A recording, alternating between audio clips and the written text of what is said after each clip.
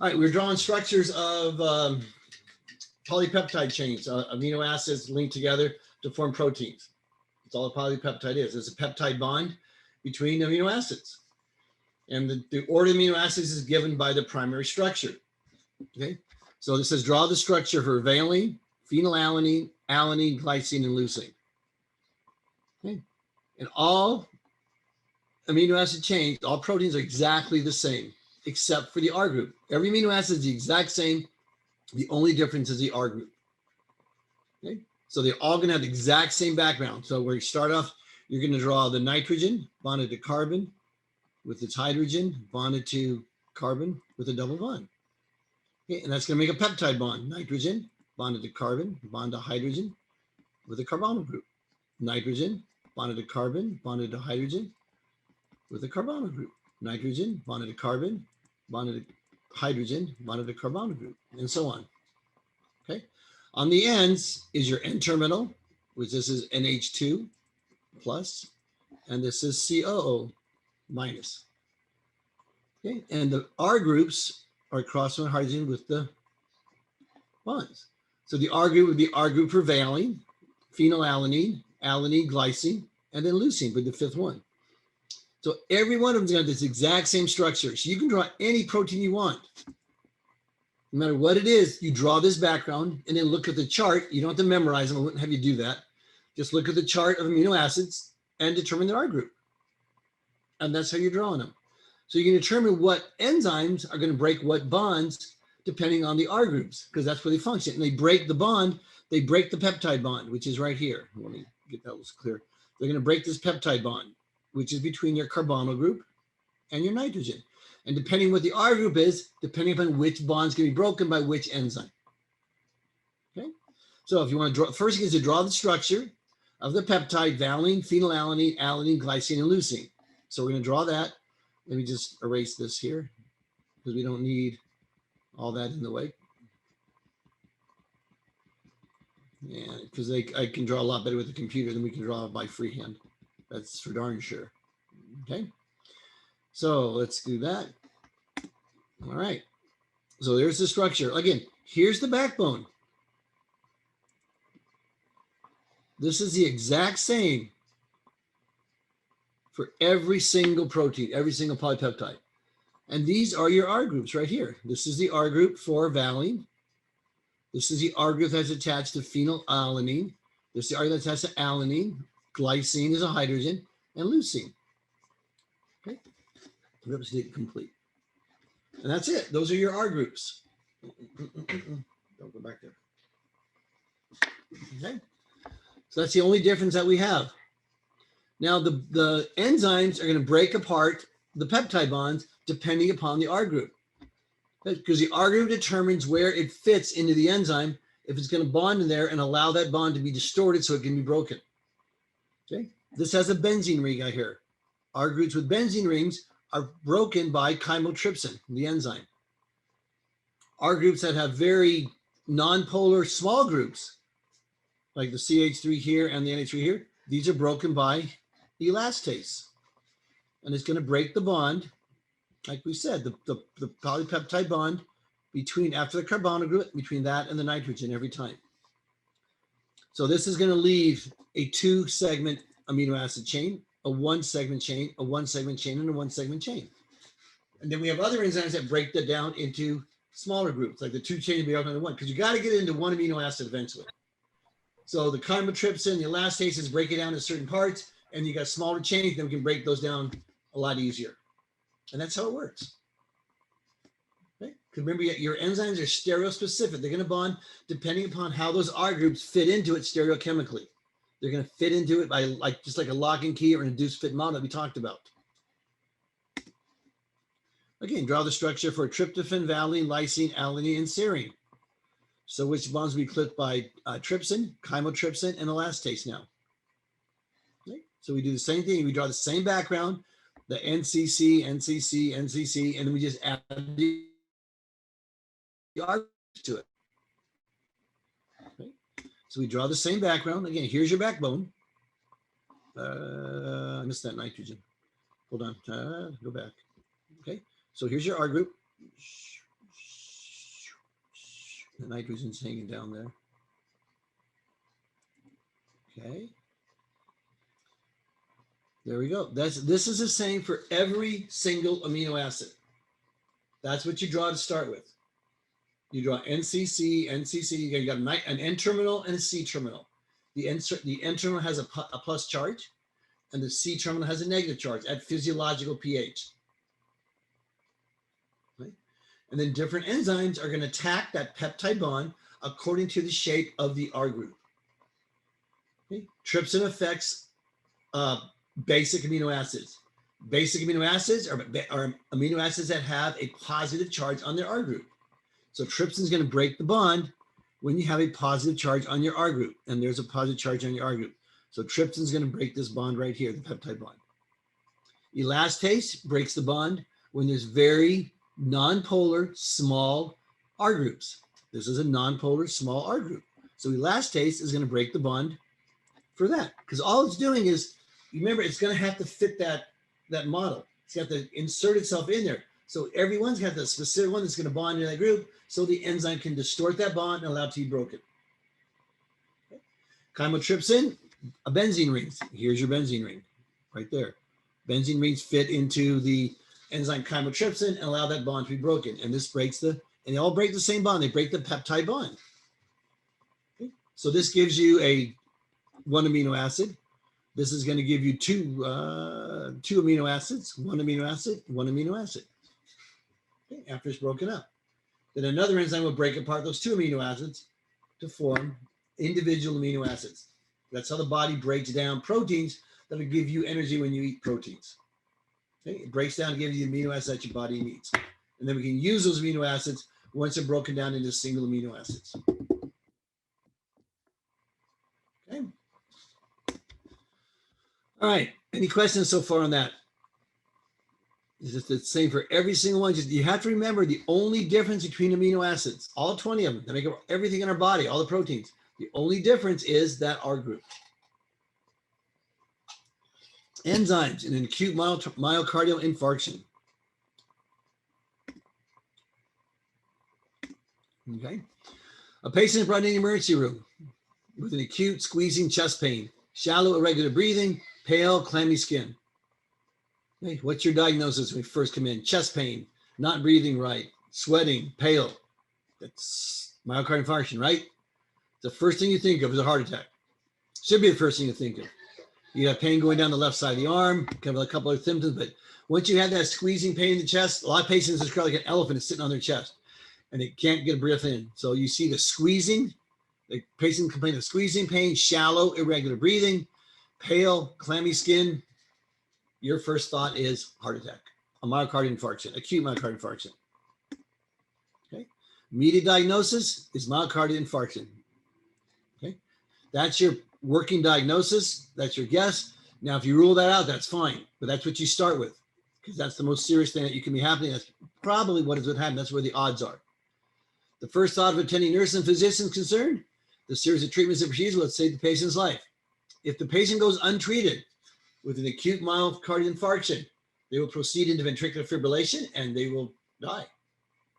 Okay? That's what happens. The heart stops. The heart stops, patient doesn't do good. You want to prevent that from happening. So it is a short time later, patient's condition has stabilized. The doctor considers the battery of enzyme assays that will confirm the diagnosis. Now you can determine what happened. Once you stabilize the patient, then you got to determine if it really was a heart attack and what's going on. So you know how to treat this patient. Acute myocardial infarction occurs when the blood supply to the heart muscle is blocked for an extended period of time. Remember, the heart pumps blood, okay? But the heart also has blood going to it to bring in oxygen and nutrients so it can contract those muscles. Okay? So for the heart to work, blood has to get to the heart, not just inside the heart, but around the heart and get to all those heart muscles. If one of those arteries are blocked, one of the coronary arteries gets blocked, then the heart is going to fail, and that's an infarction. A myocardial infarction, heart muscle infarction. If the lack of blood supply, it's called ischemia, is prolonged, the myocardium is the myo means muscle, cardia means heart, so the muscle of the heart. So if the ischemia is long, which is cut off the blood supply to the heart muscles, it's irreversible cell damage, right? And muscle death and you get infarction. Now, when you damage a muscle cell, it will never grow back. If you damage a nerve cell, it will never grow back. Okay? You're born with as many nerve cells and as much cells as you're ever going to have. Okay, so if you're down, and it's cumulative, so it goes throughout your whole life. So if you have several of these attacks, it's going to build up until the whole heart fails. Okay? Same with nerve cells, damage to the brain, the neurons in the brain.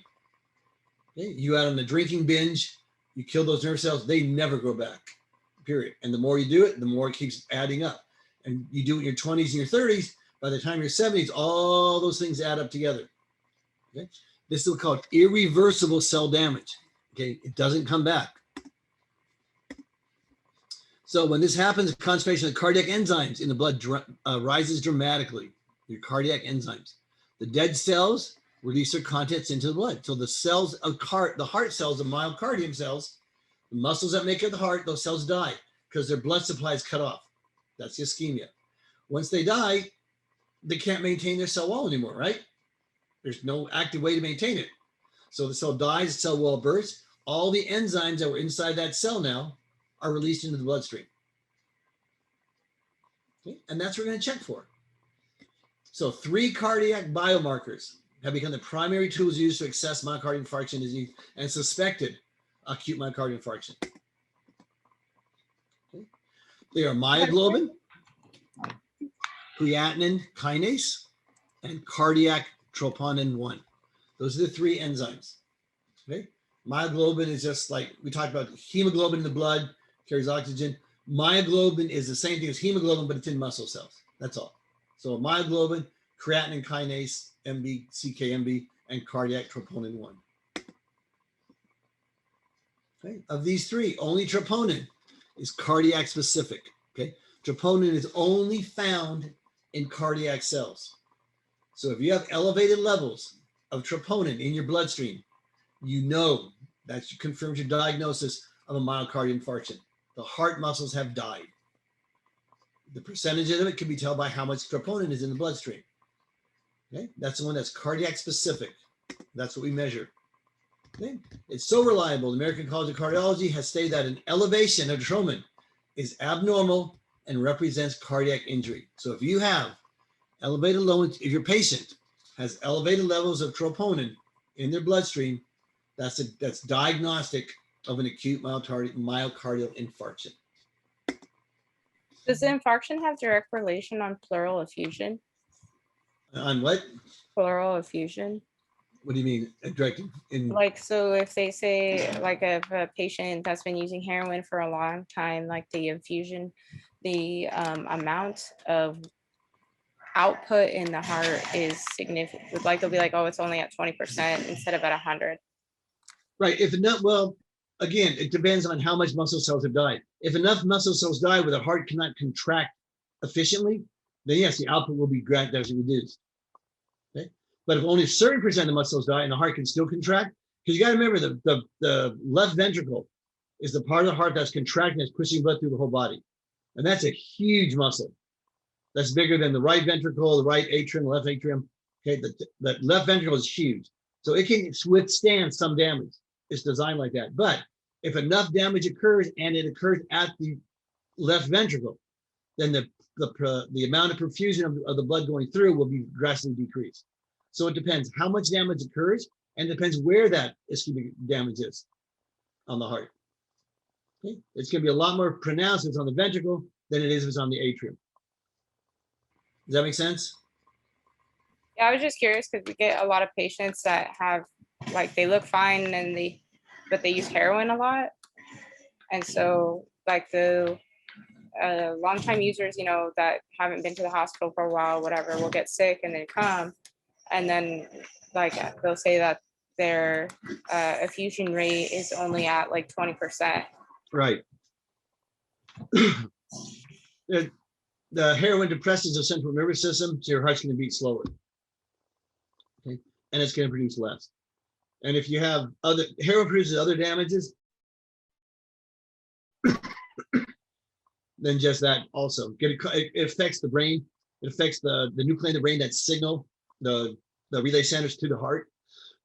So the heart decreases beating and decreases perfusion. Okay. It's not necessarily a myocardial infarction, but it can go along with the heroin if there's damage to the heart muscles. Okay. Did I answer it? Yeah. Yeah. Okay, cool. Thank you. Oh, no problem. So myoglobin is the smallest of the three proteins that they measure, diffuse most rapidly through the vascular system. So myoglobin is the smallest one. And again, myoglobin is just hemoglobin, but it's in the muscle cells. And it's released when the cell dies. So if the first cardiac biomarker to appear becomes elevated 30 minutes after onset of chest pain, okay, that is your myoglobin. That's the first one to see elevated. Just because it's the smallest one, it's the easiest one to detect. And you'll see it after 30 minutes once that chest pain starts up. Myoglobin is benefiting following a myocardial infarction. Okay. Okay, it's rapidly cleared from the body by the kidneys, returning normal levels 16 to 36 hours after a heart attack. Okay, so the body gets rid of it very quickly. It's like 16 to 36 hours after the heart attack. But during that initial period, myoglobin levels are high. But then it's easily gotten rid of by the kidney. It's so small, it can get fixed out. So if the physician sees the decline of myoglobin levels followed by a subsequent rise, it's an indication that the patient has had a second myocardial infarction. Okay? So if you measure the myoglobin levels, they're up. You do the test again in 24 to 36 hours, and it's up still. You know something else is going on.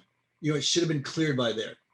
So if you measure it twice, about 30 hours in between, okay, you know they had a second myocardial infarction, and that's a different type of treatment. Because it's usually cleared very quickly because it's so small. Okay. Creatinine kinase, AMB, is one of the most important cardiac biomarkers, even though it's primarily found in muscle, okay, and brain. The creatinine levels typically rise 3 to 8 hours after a chest pain begins, so a lot later. The myoglobin rises in 30 minutes. The creatinine kinase, the enzyme for creatinine kinase, rises in about 3 to 8 hours.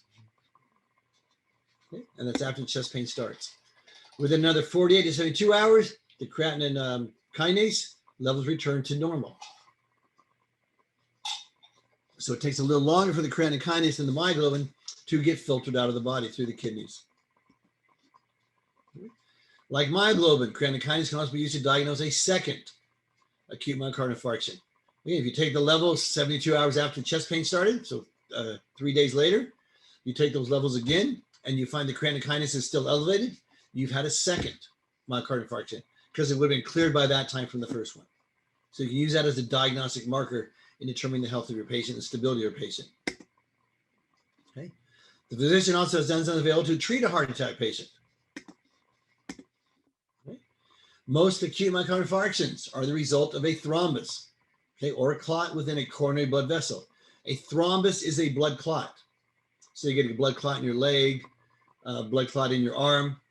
And the reason they don't want you moving around doing that, make you stabilize, is because that clot can break loose. If that clot breaks loose and goes into your bloodstream, it can lodge in one of the vessels going to your heart. That's going to shut down that bloodstream to your heart. It can lodge in your lung for a pulmonary embolism. It can lodge in your brain for a stroke. It can lodge on the heart vessels for a heart attack, for an MI. Okay? So these thrombuses, or the clot, hits the artery and blocks it. Okay, one of the coronary vessels, and therefore blood supply is cut off to the heart. So the clot restricts blood flow to the heart muscle. Okay, so one technique that's responsible for treatment following a coronary thrombosis, which is coronary thrombosis, which we're talking about, is a heart attack that is caused by the formation of a clot breaking loose from somewhere else in the body. Okay, destruction of the clot by intravenous or intracoronary injection of an enzyme called streptokinase. So we have that clot that's blocking that artery. If we can inject an enzyme, that its function of the enzyme is to break down the blood clot. It has an active site that forms on the blood clot, so it allows those enzymes to break the bonds holding that clot together. Just like you talked about with breaking a protein part. Same way, same principles. Okay, so we can inject that into IV, and we can inject streptokinase. Streptokinase breaks that clot apart and allows blood to return to the heart, preventing cell death. This enzyme formerly purified from pathogenic bacteria, but now available through recombinant DNA techniques. We'll talk about recombinant DNA in the next chapter, how we can use that to make enzymes from bacteria. Okay, catalyze production of proteolytic enzyme plasmin, plasmin from its proenzyme plasminogen, and plasmin breaks down the clot that is in the coronary artery. Okay. Plasmin can degrade a fibrin clot into subunits. Okay. This has the effect of dissolving the clot. That's responsible for restricted blood flow to the heart. Okay. But there's also an additional protective function that does as well. Okay. These subunits, once they break down to it, produced by the plasmin degradation of the fibrin clot, are also able to inhibit further clot formation by inhibiting thrombin. Thrombin is what's in the body that forms clots in our bloodstream. Okay, so once the plasmin breaks down these subunits, these little subunits go in and they prevent thrombin from working like it does. Okay, it doesn't allow thrombin to form those clots. It breaks down the thrombin molecules. Okay, so streptokinase opens it up, allows the blood to flow in there, and then decreases the chance of getting more clots by these small units that are produced by the degradation of the fibrin clot. Okay. Recombinant DNA technology has arrived medical science with another perhaps more promising clot dissolving enzyme. Again, DNA technology we'll talk about in the next chapter, and we can use bacteria DNA, and we can activate certain genes that we've mapped out, and we can make certain enzymes that we can use in the human body. Okay, we can put that DNA into a human cell and clone that, and by cloning techniques. We have got what's called tissue type plasminogen activator, TPA. Tissue type plasminogen activator. It's a proteolytic enzyme. Okay? Means it breaks down proteins that occurs naturally in the body as part of the anti-clotting mechanism. So if we can make this TPA in response to a clot, we can make it do what it's supposed to in the body, anti-clotting mechanism. We can dissolve that clot. Okay. TPA converts the proenzyme plasminogen into the active enzyme plasmin, just like streptokinase did. Okay, except this is a natural enzyme in the body. Okay. So injection of TPA within 2 hours of the initial chest pain can significantly improve the circulation to the heart and greatly improve the chances of a patient's survival. Okay. So if you do it within the first 2 hours, it's going to open that clot back up, and the ischemia or the lack of blood to that heart muscle will not have been affected that greatly. And you can still recover from that. And it really improves the patient's chance of survival. So use of enzymes in medicine. We talked about that for myocardial infarctions. And there's other uses for enzymes that we can come up with. All right. So we use it for diagnosis. The biomarker levels altered with the disease. When diseases occur, the enzyme levels change. And we can use those different levels to use for diagnostic abilities to deal with what type of disease is present. Okay. Acute myocardial infarctions, which is one we just did. Creatinine kinase is one of our markers. Myoglobin was the other marker. Troponin was the other marker. Okay, remember, myoglobin elevates in 30 minutes. Troponin, creatine kinase elevates in 6 to 8 hours. Okay? And they last different lengths of time, so you can tell if there's been a first one, a second one, and you use that to mark what is happening with the cells. Because troponin is only related to muscle cells of the heart, cardiac muscle. Pancreatitis, inflammation of the pancreas. You have amylase becomes elevated in the bloodstream. Okay. Lipase becomes elevated. Okay. Analytical reagents, enzymes used to measure another substance. Okay. We can use urea converted to ammonia via urease. Okay. So we can use the enzymes to measure what it's being converted to. We can measure ammonia to the effectiveness of urea in the body, the levels of it. Blood urea nitrogen, BUN measurement, BUN. Okay. Replacement therapy. We use enzyme replacement therapy. Okay, and measure genetically engineered beta glucose cerebrosidase for Gaucher's disease. We talked about Gaucher's disease last time, how it affects your bones or anything else, because we're not able to break down certain polypeptide bonds. And we can create genetically an enzyme that allows you broken down, which is beta glucocerebrosidase. It breaks down the glucose cerebroside bond and allows the patient to function normally. Okay, so analysis of blood serum for levels of concentration of certain enzymes can provide a whole lot of information on a patient's medical condition. We do see a complete blood count. Okay. Such tests are often to confirm preliminary diagnosis based on the disease symptoms or clinical picture. So you have a guess at what the patient has, then you go back and you confirm with a blood test. Or prove that's not that disease, something else. When a heart attack occurs, a lack of blood supply to the heart muscles causes some of the heart muscle cells to die, just like we talked about. Those release those enzymes into the bloodstream. Release their contents from the enzymes into the bloodstream. Okay. Simple tests can be done to measure the amount of certain enzymes in the blood.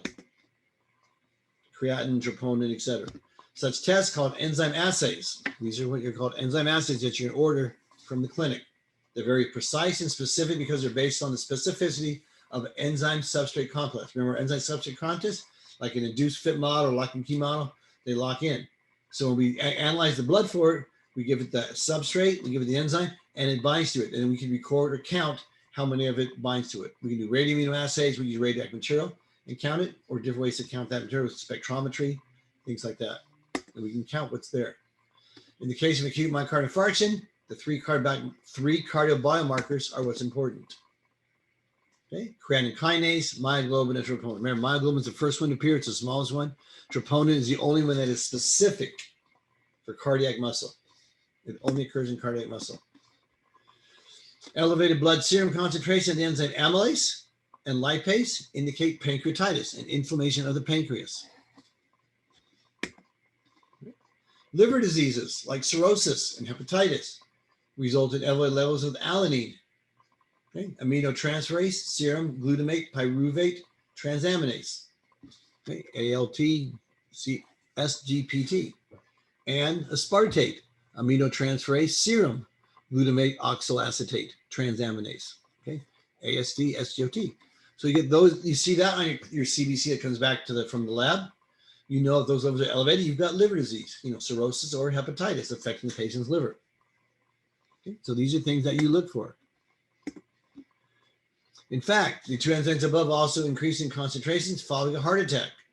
But physicians can differentiate between these two enzyme conditions by considering the relative increase in the two enzymes. They increase in different amounts depending if it's a liver disease or depending if it's a myocardial infarction. And we got other markers for myocardial infarction beside these two. Okay. If the ALT, SGPT is elevated to a greater extent than the AST, SGOT is, it can be concluded the problem is liver dysfunction. So they compare and this is all done by computer for you. It compares the different relative amounts of each one, and it tells you whether it falls in function for liver dysfunction, like cirrhosis or hepatitis, or whether it's the heart cells that are giving you problems, a heart attack, myocardial infarction. So enzymes are also used by analytical reagents in the clinic, allowing to their specificity what they're going to bind to.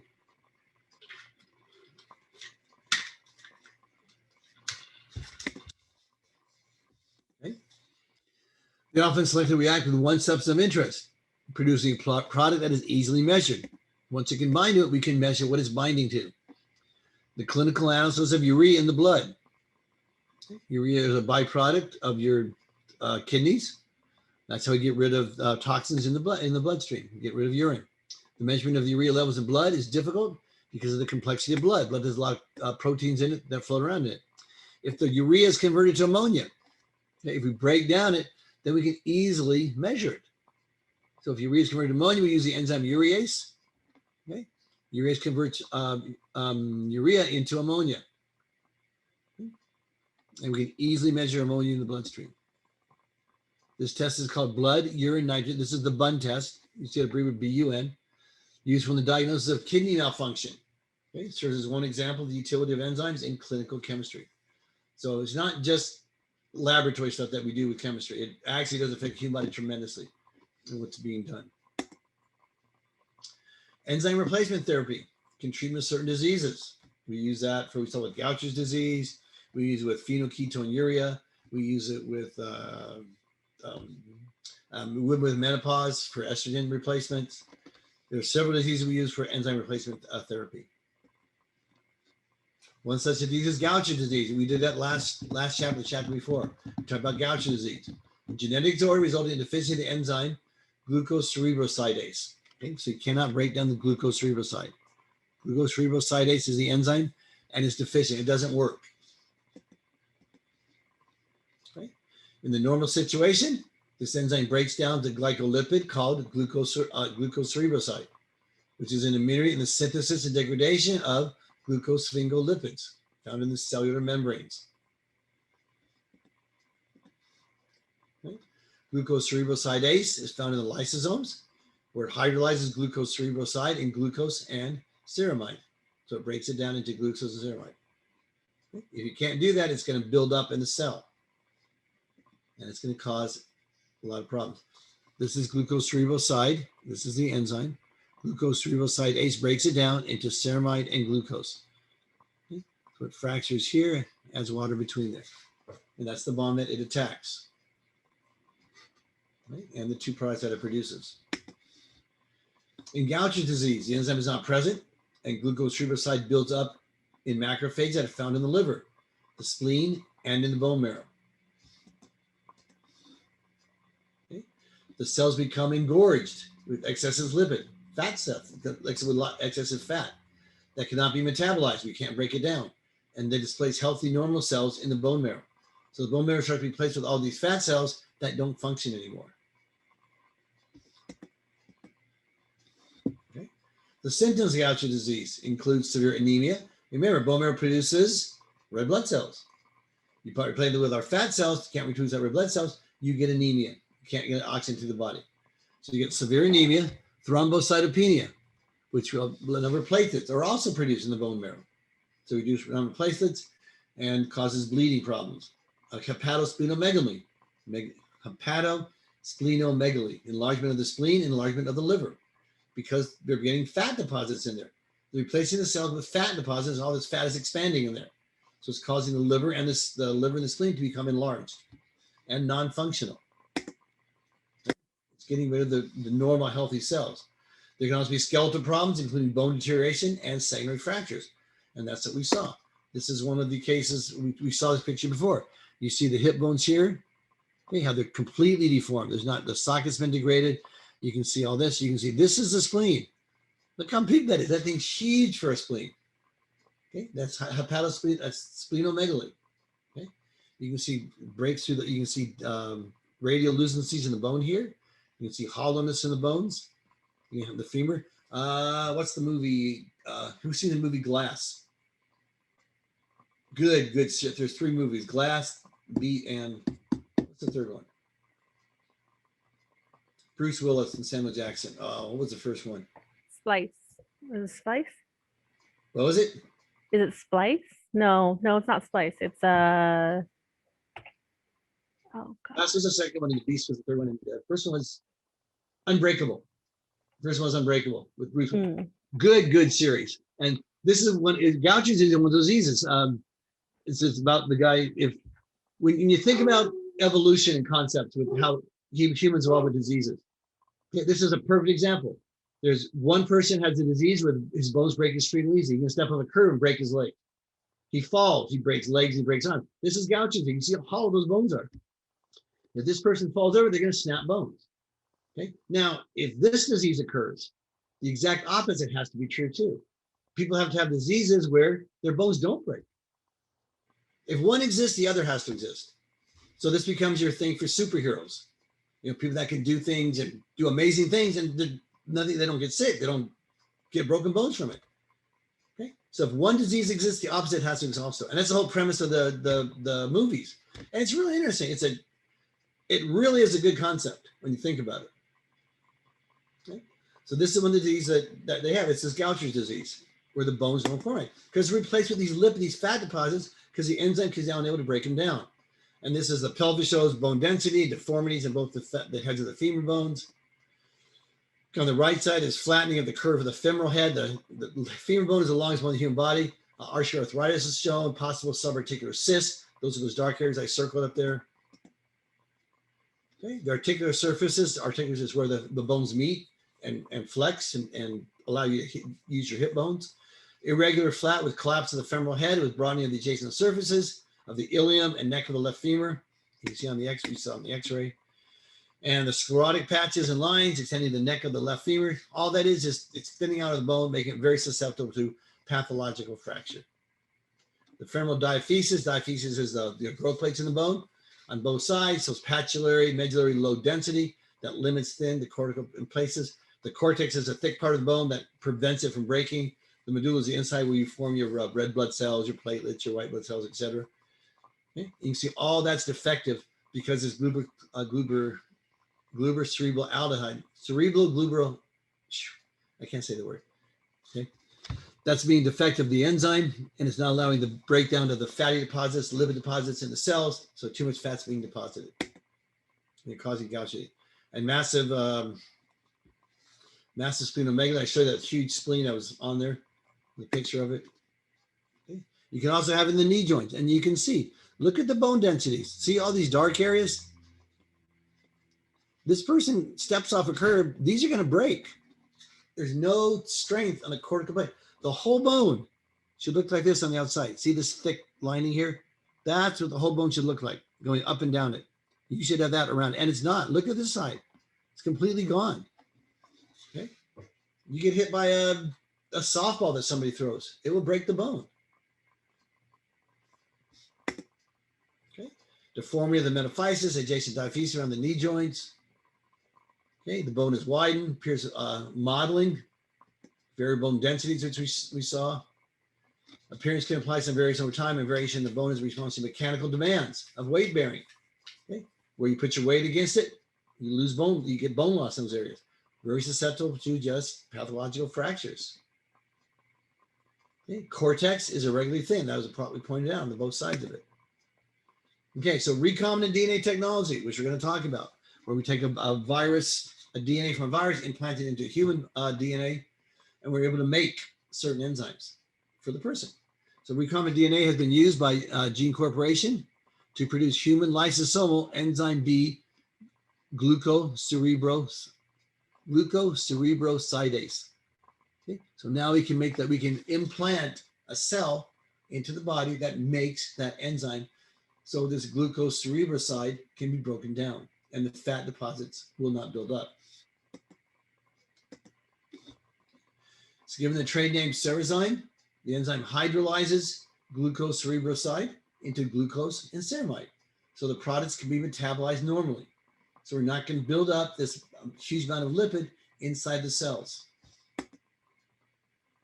Patients receive Cerezyme intravenously over the course of 1 to 2 hours.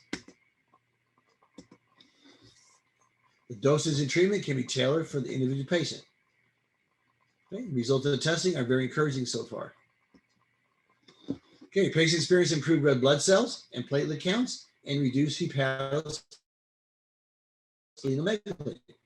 It's going to improve their red blood cells, get rid of their anemia, because the bone marrow inside, which makes your red blood cells, is the inside of the bone, is not filled with fat anymore because it's being broken down. So it's not producing the fat. It can be broken down in the body. Platelets go up because platelets are also in the medulla of the bone.